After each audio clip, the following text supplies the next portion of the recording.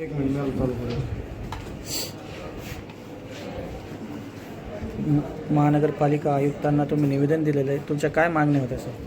आज आम्ही महानगरपालिकेला आयुक्त साहेबांना याच्यासाठी निवेदन दिलेले आहे की प्रभाग क्रमांक 29 संत ज्ञानेश्वर नगर इथे ना गेल्या कित्येक दिवसापासून ड्रेनेजचा प्रॉब्लेम आहे.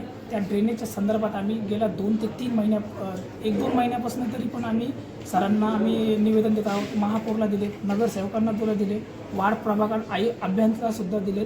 तर आमची एकच मागणी आहे की येत्या 12 तारखेपर्यंत जर ड्रेनेजचा प्रश्न हा सुटला नाही तर 13 तारखेला हिंदू क्रांती संघटनेतर्फे इथं आयुक्त साहेबांसमोर आंदोलन केलं जाईल.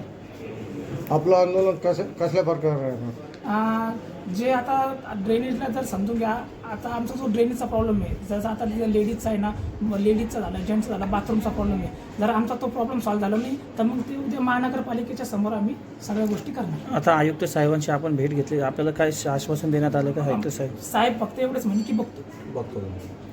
गेल्या 2-3 आम्ही जे निवेदन दिले त्याच्यात ते फक्त म्हणतात बघतो. आता बघू, जर 12 तारखेपर्यंत नाही झालं तर 13 तारखेला आम्ही इथं आंदोलन करू हिंदू क्रांती संघटनेतर्फे. आपण या संदर्भात वार्ड अधिकारी यांना भेटले का? हो, वार्ड अधिकाऱ्यांचं सुद्धा माझ्याकडे निवेदन आहे, त्यांचेही माझ्याकडे ओसी आहे.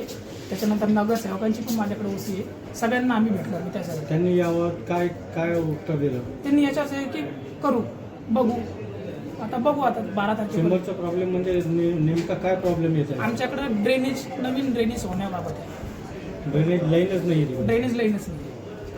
आपल्या आंदोलनाची दिशा कुठून तर कुठपर्यंत राहणार? इथेच आपल्या महापौर इथंच महानगरपालिकेसमोर. आज निवेदन देताना कोण कोण पदाधिकारी आपल्यासोबत होते? आज आपले प्रदेश अध्यक्ष अक्षय हिवाळे होते, मराठवाडा अध्यक्ष अजय कागडा होते, प्रदेश सरचिटणीस स्वप्नील नरोडे, मी हिंदू क्रांती संघटनेचा संस्थापक अध्यक्ष.